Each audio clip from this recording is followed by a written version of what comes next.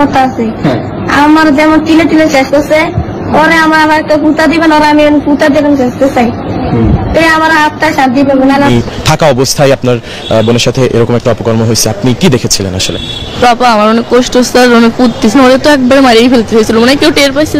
এখন যেটা আপনাদের বলেছে যে হচ্ছে ছাত্রদল ব্লাড দিতে দেয় নাই, দেন হচ্ছে ওনারা মেয়ের জন্য ব্লাড নেয়, আসলে মূলত কাহিনী এটা না। তারা কি ছাত্রদল নাকি যে তারা আওয়ামী লীগ, তারা বিএনপি, আমি তো এত কিছু সেখান তো আমরা কোনো কিছু দেখি নাই। আমরা যে মানুষটা 3 দিন ধরে সেখানে খেয়ে না খেয়ে রাত জেগে একটা পেশেন্টের জন্য বসে আছে, তার যদি পলিটিক্যাল স্বার্থ থাকতো তাহলে তো সে সেভাবে হাইলাইট করতো। আমি একটু ক্লিয়ার করি, সেটা হচ্ছে কি সেখানে যখন অনেক বেশি চেঁচামেচি হচ্ছে, আমি বাইরে ছিলাম, আমরা হচ্ছে আসিয়াকে নিয়ে মূলত আমরা একটা কথা বলতেছিলাম সেখানে। যখন হচ্ছে ওইখানে 10 থেকে 15 জন মেয়ে গিয়েছে, তারা হচ্ছে উপদেষ্টাদের সাথে পিছনে পিছনে গিয়েছে আর কি, উপদেষ্টাদের পিছন পিছন গিয়েছে, পিছন পিছন যাওয়ার পরে তারা হচ্ছে ব্লাড দিবে এরকম একটা ন্যাকামো করতেছে। তো আমাকে হচ্ছে রনি ভাই নামের একটা ভাই আছে, আমাকে বলতেছে মুক্তাপু আপনি একটু ইমিডিয়েট আপনি একটু ওইখানে চলে যান। আমি চলে গেলাম, দেখতেছি সানজিদ। দর্শক কিছু সময় আগেই বলেছিলাম যে একটি শিশুকে ধর্ষণ শেষে হত্যা করা হয়েছে, হত্যা করে বস্তার মধ্যে আটকে রাখা হয়েছে। এখন আমরা দেখতে পাচ্ছি যে সেই যে যার বিরুদ্ধে ধর্ষণের অভিযোগ উঠেছিল তার লাশ হয়তো বা পড়ে আছে, সেটি জনতা নিজের হাতেই তার বিচার করে দিল। জনতা এরকম তার কেউ না করে সেটা করে দেওয়া হলো। জামিন অযোগ্য অপরাধ হিসেবে গণ্য হবে ধর্ষণ। 3 মাসের মধ্যে শেষ করতে হবে এই মামলার বিচার, আর 15 দিনের মধ্যে তদন্ত শেষ করার বিধান রেখে সংস্কার হচ্ছে বিদ্যমান আইন। সচিবালয়ে এমনটাই জানালেন আইন উপদেষ্টা আসিফ নজরুল, জানান দ্রুততম সময়ে মাগুরার শিশু ধর্ষণ মামলার বিচার করা হবে। দর্শক, মৃত্যুর মুখ থেকে ফিরে আসিয়ার জ্ঞান ফেরার সাথে সাথে যে বক্তব্য দিলেন সেটি রীতিমতো শুনলে আপনি অবাক হয়ে যাবেন। এবং যেই ধর্ষণকারীকে হত্যা করা হয়েছে সেই ধর্ষণকারীর বিরুদ্ধে আসিয়ার কি অভিযোগ রয়েছে সেটিও বিস্তারিত দেখাবো আজকের এই ভিডিওতে। সাথে সাথে আসিয়া যে সকল কথা বলছেন সেগুলা কতটুকু যৌক্তিক সেটিও আপনাদেরকে দেখানো হবে।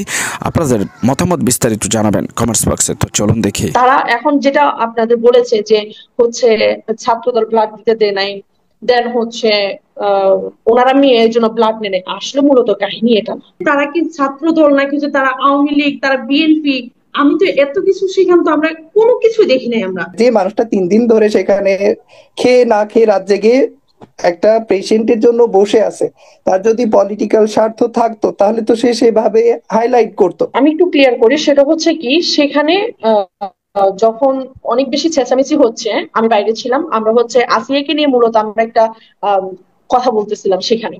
যখন হচ্ছে ওইখানে 10 থেকে 15 জন মেয়ে গিয়েছে, তারা হচ্ছে উপদেষ্টাদের সাথে পিছনে পিছনে গিয়েছে আর কি, উপদেষ্টাদের পিছন পিছন গিয়েছে, পিছন পিছন যাওয়ার পরে তারা হচ্ছে ব্লাড দিবে এরকম একটা ন্যাকামো করতেছে। তো আমাকে হচ্ছে রনি ভাই নামের একটা ভাই আছে, আমাকে বলতেছে মুক্তাপু আপনি একটু ইমিডিয়েট আপনি একটু ওইখানে চলে যান।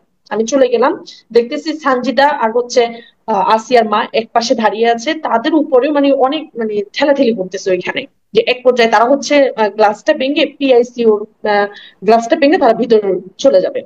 তো আমি হচ্ছে প্রথমে সুন্দর করে বলেছি যে আপনারা দয়া করে এখান থেকে চলে যান, তারা শুনে নেই। পরে বললাম আজকে 3 দিন যাবো ওরা কারা আমরা নিজেও যাই না, ওরা শাড়ি পরে স্টাইল করে এসেছে, বিষয়টা বুঝছেন, তারা স্টাইল করে সেখানে মনে হয় যে মডেলিং করতে এসছে তারা, ঠিক আছে। তো আমরা তাদেরকে চিনি না। যে মেয়ে যে একটি মেয়েকে দেখেছিলাম যে ভিডিওটা করেছে যে ছাত্র দলের নেতারা তাদেরকে রক্ত দিতে দেয়নি, কেঁদে কেঁদে বলেছে, সে কি ছিল সেখানে? হ্যাঁ, তো সেখানে হচ্ছে এর মাঝে হচ্ছে সাইদ ভাই আবার হচ্ছে আপনার যে আসাদ স্যার, পরিচালক স্যার, ওনাদের সাথে মিটিং এ অন্য একটা জায়গায় গিয়েছে, তখন ভাইও শুনে আবার দৌড়ে চলে আসছে। কিন্তু ওইখানে তো আমরা মেয়ে জাতি, আমাদের গায়ে তো একটু টাচ লাগলে আমরা এতটুকু করে ফেলি, তাই না? তো এই জন্য ভাইয়েরা বলতেছে ওইখানে মেয়েদের মধ্যে শুধুমাত্র আমার বোনটাই ছিল, ঠিক আছে। মেয়েদের মধ্যে এতগুলো 10-15 জন মেয়েকে হচ্ছে একজন মেয়ে ট্যাকল দেওয়া কিন্তু মানে মোটেও সহজ বিষয় না। আমি সহ গিয়ে মানে এক পর্যায়ে হচ্ছে আমি তাদেরকে রিকোয়েস্ট করে বের করতে না পেরে, আমি সহ আমাকে যখন তারা ধাক্কা দিয়ে তারা আইসিইউ ভিতরে ঢুকে যাবে, আমি কেউ সামনে পিছন দিক থেকে মানে তাদেরকে হচ্ছে ঠেলে দিয়েছি, আমি ঠেলে দিয়ে বলেছি যে আপনারা দয়া করে যান এখন, কারণ ভিতরে আমাদের একটা আসিয়া না, এখানে হাজারটা আসিয়া হয়তো এখানে ট্রিটমেন্ট করতেছে, একজনের জন্য সবাই এখানে ডিস্টার্ব ফিল করতেছে। তারা এখন যেটা আপনাদের বলেছে যে হচ্ছে ছাত্রদল ব্লাড দিতে দেয় নাই, দেন হচ্ছে ওনারা মেয়ের জন্য ব্লাড নেয়, আসলে মূলত কাহিনী এটা না। কাহিনীটা হচ্ছে ব্লাডটা তো ম্যানেজ হয়ে গিয়েছে, ম্যানেজ হয়ে গেলে কেন আমরা ব্লাডটা নেবো তার কাছ থেকে, প্রথম কথা। দ্বিতীয় কথা হচ্ছে সেই ছাত্রদলের কেউ ছিল কিনা বুঝি নাই, মানে ওদেরকে না করার ক্ষেত্রে যে ব্লাড ম্যানেজড হয়ে গেছে এই কথা বলার ক্ষেত্রে কি ছাত্রদলের কেউ ছিল? ওদেরকে ছাত্রদলের কেউ কি বারণ করেছে? সেখানে ছাত্রদলের তো কেউ নাই, উনি অযথা একটা কথা বললে কি হবে, সেখানে তো ছাত্রদলের কেউ নাই। তো বারণ করেছে কে তাহলে ওদেরকে? জি, তাদেরকে ব্লাড দিতে হবে না এটা এই কথাটা বলেছে কি? হাসপাতাল কর্তৃপক্ষ নাকি রকি ভাই? মানে ওইখানে যিনি তাৎক্ষণিক যে ব্যক্তিটা না ঘুমিয়ে পুরো রাত জেগে সেখানে হচ্ছে তাদেরকে হেল্প করেছে আমাদের সাথে, সেই ভাই বলেছে। সেই রকি ভাইয়ের রাজনৈতিক পরিচয় কি? সেই উনি এখানে কি করেন? যে রকি ভাই হচ্ছে পড়াশোনা করে, কিন্তু সে তো কোনো দল বল এগুলা আমাদের তো যতটুকু জানা যে ওইখানে তো কোনো দলের হয়ে উনি কথা বলে নাই, একজন মানবিক স্বেচ্ছাসেবী হিসেবে সে কথা বলেছে। আগুল ভাই, হ্যাঁ হ্যাঁ, রকি ভাই হচ্ছে ফজলুল হক হল মুসলিম হলের ছাত্র দলের কর্মী, মানে কোন পোস্টেড নেতা না উনি। আচ্ছা আচ্ছা।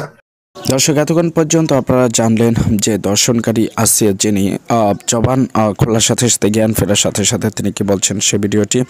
তো আপনাদের মতামত জানাবেন কমেন্টস বক্সে। আসলে আসিয়ার এই কথার সাথে আপনি কতটুকু একমত? এবার আপনাদেরকে দেখাবো যে কি করে একজন ধর্ষণকারীকে সাধারণ মানুষ পাবলিক পিটিয়ে হত্যা করে ফেলেছেন। বিস্তারিত দেখুন এই ভিডিওতে। দর্শক, এই থেকে আমাদের কি কি শিক্ষা নেওয়া উচিত? অযোগ্য অপরাধ হিসেবে গণ্য হবে ধর্ষণ। 3 মাসের মধ্যে শেষ করতে হবে এই মামলার বিচার, আর 15 দিনের মধ্যে তদন্ত শেষ করার বিধান রেখে সংস্কার হচ্ছে বিদ্যমান আইন। সচিবালয়ে এমনটাই জানালেন আইন উপদেষ্টা আসিফ নজরুল, জানান দ্রুততম সময়ে মাগুরায় শিশু ধর্ষণ মামলার বিচার করা হবে। ব্রিফিংয়ে এ বিষয়ে স্বরাষ্ট্র উপদেষ্টা জানান ধর্ষণ সহ নারী নির্যাতনের সাথে জড়িতদের বিরুদ্ধে আইনগত ব্যবস্থা নেওয়া হচ্ছে। ব্রিফিংয়ে হিজবুত তাহরীরের বিষয়ে সরকারের জিরো টলারেন্স অবস্থানের কথা জানান তিনি। বলেন, কোন নিষিদ্ধ সংগঠনকে মিছিল সমাবেশ করতে দেওয়া হবে না। অন্তর্বর্তী সরকারের উপদেষ্টা মাহফুজ আলম বলেন, ধর্ষণ, নারী নিপীড়ন বা মব ভায়োলেন্সের মতো যে অপরাধী করা হোক দায়ীদের বিরুদ্ধে দেওয়া হবে ব্যবস্থা। প্রধান উপদেষ্টার সাথে বৈঠকে এ বিষয়ে কঠোর হওয়ার নির্দেশনা দেওয়া হয়েছে বলেও জানান তিনি।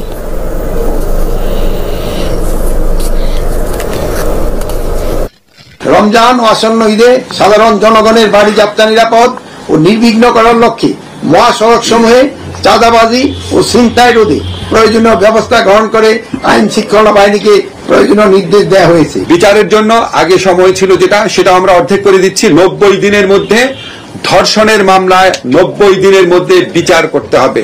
ধর্ষণের মামলা 15 দিনের মধ্যে তদন্ত কাজ শেষ করতে হবে।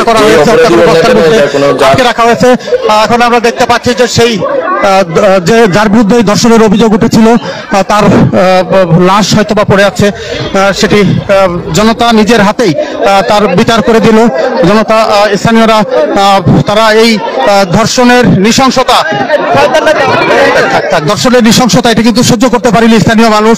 শত শত মানুষ তাকে মেরে থেতলে দিয়েছে একেবারে। এবং আমরা যারা দেখেছি যে ভেতরে কি অবস্থা, না না এখন বেঁচে নাই, না না একবার এই তো মনে করছেন খুব জঘন্য একটা অন্যায় করছে।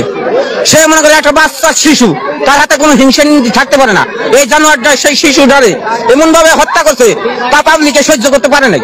এই কারণে তারে একবারে বিদায় করে দেওয়া হলো। এরকম তো তার কেউ না করে, সেটা করে দেওয়া হইলো রে। খুবই অন্যায় করছে। হ্যাঁ, খুব অন্যায় করছে। অন্যায় করে তো সাদা পাইলো, যে অন্যায় করছে এই অন্যায় সে সাদা বলে যাতে করে দেবো মারা ধরা হইলো, যাতে এরকম যাতে কেউ না করে ওর দেয়া সবাই হেদায়েত হয়ে যায়। হ্যাঁ, এরকম মালিক এরকম শাস্তি হবে। দর্শক বলছিলাম এই চর নসিপুরের যে ঘটনা, চর নসিপুরে ক্লাস 1-এ পড়ে ছোট্ট একটি শিশু, সেই শিশুটি গতকাল বিকাল থেকে নিখোঁজ হয় এবং নিখোঁজ হওয়ার পর থেকেই প্রতিবেশী হায়দারের বাড়িতে তার লাশ আজকে সন্ধ্যায় এসে পুলিশ খুঁজে পায় বা উদ্ধার করে, লাশ উদ্ধার করে। কিন্তু এই খবর পেয়ে শত শত মানুষ, গ্রামের শত শত মানুষ তারা কিন্তু এখানে ছুটে এসেছে এবং এই দৃশ্য দেখে তারা সহ্য করতে পারেনি। তারা ঘর ভেঙে তারা এই ঘরের মধ্যে প্রবেশ করে এবং যার বিরুদ্ধে এই ধর্ষণ এবং হত্যার অভিযোগ উঠেছিল তাকে নিজের হাতেই স্থানীয় জনতা বেধড়ক পিটিয়েছে এবং বলা হচ্ছে যে সে এরই মধ্যে মারা গেছে, সেটি জনতা বলছে এবং বলছেন যে এটি আসলে তারা ক্ষুব্ধ হয়ে আসলে এই বিচারের যে মব জাস্টিস বা যাই বলি এই ঘটনাটি ঘটিয়েছে, যাতে কেউ এর ধরনের ঘটনা আর কখনো না ঘটায়, কেউ যাতে এমন ঘটনা আর কখনো না ঘটায়, তাই দৃষ্টান্তমূলক শাস্তি তারা দিয়েছে এটি দাবি করছেন।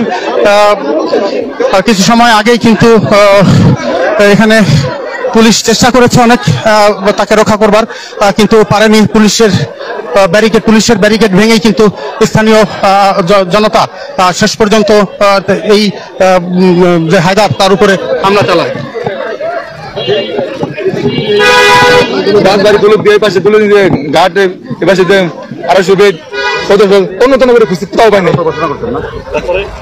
তারপরে পুলিশ আসার পর তারপরে অনুযায়ী তাদের সহযোগিতায় ইনশাল্লাহ সন্দেহ আমি তাই বললাম যে আমার মনে একটু সন্দেহ লাগে, একটু মোটামুটি উনাদের তাকে কেন সন্দেহ করলেন আপনারা? তার সন্দেহ করলে সে খালি পিছিয়ে থাকে আর খালি 5 হাত পিছিয়ে থাকে, কোনো কথা বলে না। উনি কি আগে আসবেন? উনি আমার দাদা, উনি আসলে আগে না, আসলে মেয়েটা গেল কোথায়? ও তা না গিয়ে ওখানে পিছনে থাকে, খালি পিছনে থাকে। মেয়েটা আপনার কি হয়? মেয়ে, আপনার মেয়ে। ওই হায়দার হচ্ছে আপনার কি হয়? আমার দাদা হয়। আপনার দাদা? আপনার দাদা? আমার দাদা। আমার দাদা। তার মানে মেয়েটা হচ্ছে তাও